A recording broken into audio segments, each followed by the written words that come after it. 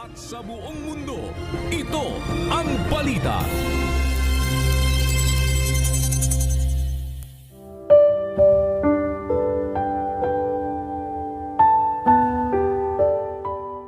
At papatnubayan ka ng Panginoon na palagi, at sisiyahan ng loob ang iyong kaluluwa sa mga tuyong dako, at palalakasin ang iyong mga buto.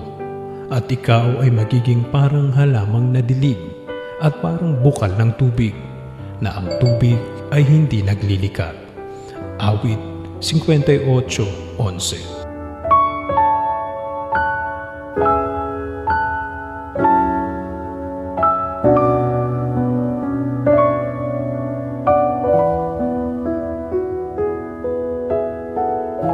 Sa ngalan ni Kuya Daniel Razon, ako si Mon Hocson at dito sa UMTV, Diyos ang aming sandigan, serbisyo publiko ang aming pinahalagahan. Magandang hapon.